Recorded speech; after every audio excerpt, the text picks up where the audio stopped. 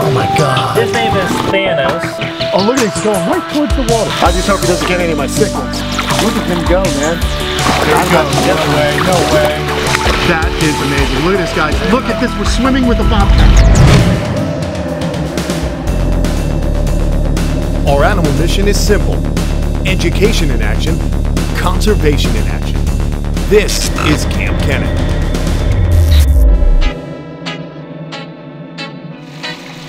Did it try to escape or did it have? I mean, I'm not gonna lie. But no, he's good. What's up, everybody? We're back for another Swimming With episode, and this is a bizarre one, Andrew. Not many people are expecting a cat to like water. Yeah, I mean, they're not like a notorious water cat, but this guy in particular does. He does like water, so. Okay, man. Well, this should be fun. We'll see if the bobcat wants to swim with us. He's ready. Yeah, I mean, he's been hanging out all day. Come here. What's this guy's name? His name is Thanos. No way. Yeah, my son's named him. As long as he doesn't snap his claws, we'll be all right. Yeah, let me just double check this. There we go. That is awesome. How old is Thanos? So he just turned a year old on Saturday. No way. Yep. Awesome. So, oh, look at it. He's going right towards the water. Yeah, he's like, ooh, let me check it out. Now, do you think he needs a person to get in there first to kind of? It could help. I mean, he definitely, he likes people and he likes interaction, so. All right, let's see. Hey, Thanos. Oh, come here. Look at him go, man. I just hope he doesn't get any of my cichlids. That is awesome. No, I'm only kidding. So many people worry about my fish, but I promise, not a problem. So, he's a year old. How'd you come to be his caretaker? Yeah, so he was actually born at Wild Florida, the park, and so he's born in captivity. And he's really good an outreach animal, so we're able to take him to places, schools, you know, and stuff for people to kind of get, you know, a personal experience with him and just a better appreciation in general. So, easy. So, you know, and he is, you know, he's still young. He's still considered like a baby. So there he goes. Yep. No way. No way. Yeah, are you kidding me? That is amazing. Look at this, guys. Look at this. We're swimming with a bobcat. Are you kidding me, Andrew? Are you serious? He just swam over there. Oh yeah. That is insane, man. Oh my gosh, and what a cool thing to do for the cat. He's just, now this makes sense, Andrew, because you know, here in Florida, obviously this species is going to encounter flooded prairies, all kinds of habitat that will have water. Hey guy, oh my God, that was so cool, man. I've never really seen, come on, come back in. Why are you getting out there, bud? That is rad. With the he's gonna do. Oh man. So they get, I mean, he's obviously super stimulated right now with smells and stuff. Of course. But no, he's pretty cool, and he's very, you know, personable. He likes to interact. He's gonna be a little wired right away. That's okay. Let him do his thing. I mean, I think our viewers are just excited to see the animal interact with this habitat here. I mean, that's why I built this pond. You know what I mean? Like, and the good folks, you know, my friends at Aquascape, I know they're stoked to see this environment get used by these animals. Now, as far as with me and interacting with him, do I let him come to me? How is it the best way to kind of work with him? With him, I mean, in every animal's different. He's really good. So, I mean, you could, you know, approach him. You can scratch him on his chin, on his head. He's really friendly. He's beautiful, man.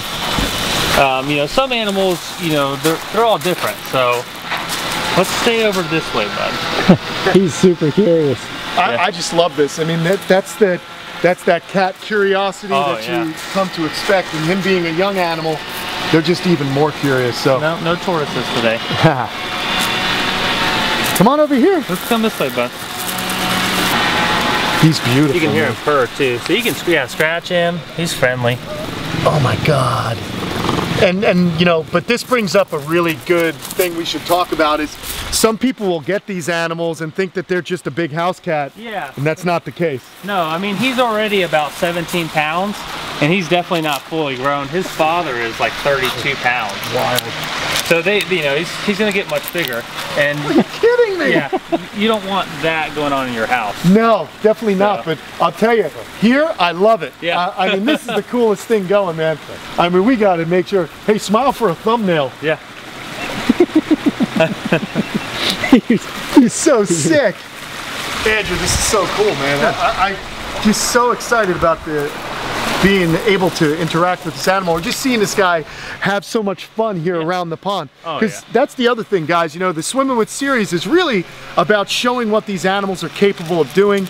And what we're doing right now is showing how this animal is well equipped for life in Florida. Now, the bobcat ranges all throughout North America, but here in Florida, we go through periods of wet and dry seasons.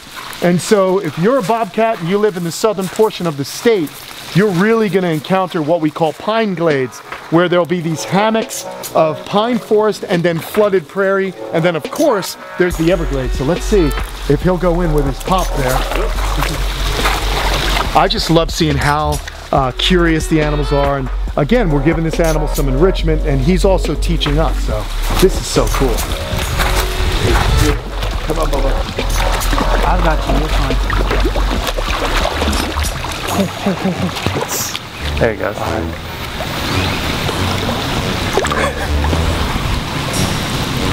He's so graceful last time.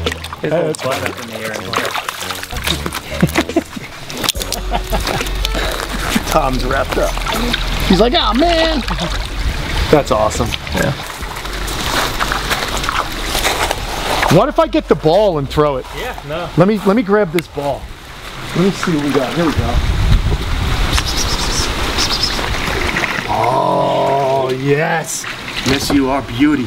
Oh yeah, come here. Look. And he'll purr too, so when you like scratch on him and stuff, he purrs just like a regular cat. There he goes. Oh God. How sick. I think now you guys have figured out the truth here. The real reason that I have this pond is so I can convince my friends to bring over all their cool animals and live out all these boyhood fantasies. It's just a way to entice people over here. Okay. He likes that traveler's palm. Yeah, that's hey, Bubba. There it goes. Come on, go get it. Oh, go get it. Oh, he's gonna smart. He's gonna go by the waterfall. In the meantime, we got a leopard tortoise soaking. I love this place. So when full grown, how much will he weigh? He'll his bloodline seems to be a bit larger, so he'll probably be in the 30-pound range. Okay. In Florida, the bobcats they run a little smaller, a little lighter. Like your northern ones, kind of seem to be a little heavier, bulkier. But yeah, his dad is like 33 pounds. Okay. And I think I weighed him the other day, 17 pounds. So he's like halfway there. Do you think these guys are smaller here in Florida because, number one, the heat? Right. Okay, so it's very hot, so they have to have a smaller body mass to get rid of that heat. And then up north, there's also larger prey items. Right. What you say? Exactly. Yep. Same thing with like your panther. You know, your Florida panther is considerably smaller than a mountain lion or a cougar, and essentially they're the same cat. Same thing, yeah. But yeah, the prey item is smaller, so you know they're adapted to that. I think the obvious question is people want to know what would happen if he got to those tortoises. Oh, nothing. Nothing? He really couldn't hurt those tortoises, in my opinion. I mean, unless he got lucky and grabbed a head. Yeah. But those tortoises' shells are way too strong. You gotta remember, the leopard tortoise come from a place where there are lions and leopards. Yep. So they do very well against those big cats. As long as it's an adult tortoise, I really wouldn't think he'd be able to crack the shell at all. Now a baby, that's a different story. You know, then this is a way where, you know, again, we can let people kind of, you know, learn about them and maybe get a different appreciation or an understanding or, you know, just a respect for them by being able to bring them out and do stuff like this, you know. So well, let's see how he interacts. Let him interact with the leopard. I don't think he can hurt it.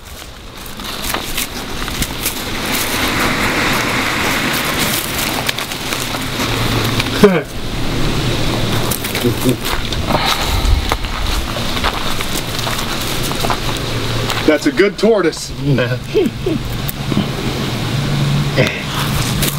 Just a little sniff, can't eat them, no problem. Yep, not worth the effort. That's right. But I think what's really cool is that he went in the water on his own. Yeah. Oh yeah. He wanted to swim over there, he did it.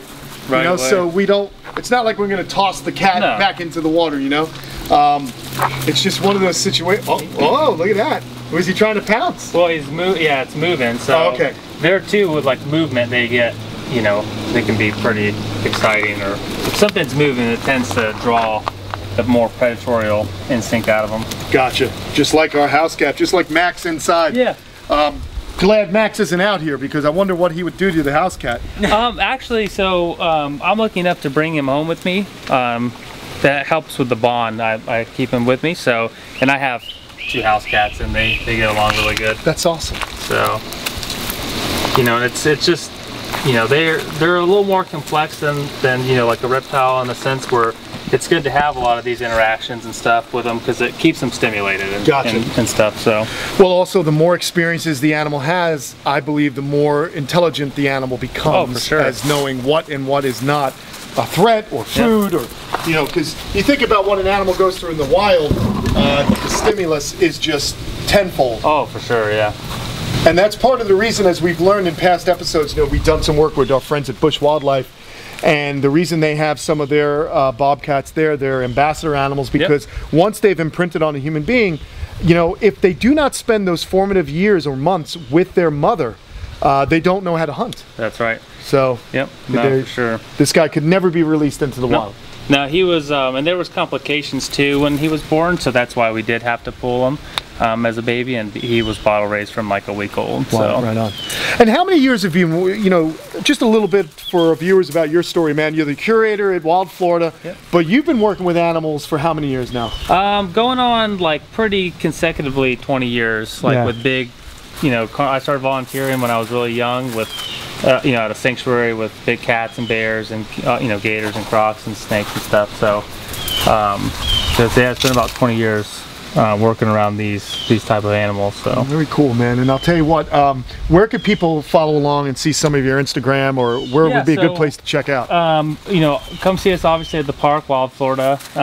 You know, we have a big wildlife park there. We're actually expanding to our 80-acre safari too, so that's pretty fun. And then, you know, our Instagram's Wild Florida Airboats, Facebook Wild Florida Airboats. My Instagram's Andrew_Wild Transport. So very cool, man. We'll tell you what, we're gonna have some links in the description below so you guys can check out some of these animals and even meet some of the animals that Andrew has brought and will bring in the future. I hope to do more of this with you, man. For sure, man. This is so cool. Thank you so much. All right, well, we got a little taste of him swimming, but you know what? We learned about a really cool species of animal that lives here in Florida and all over North America. If you guys like the videos, please like and subscribe to the channel. For more content, go over to the Kamp Kenan Army channel. All sorts of things happening over there. And say goodbye to Fred for me, will you? Hi, Fred. Hey, guys.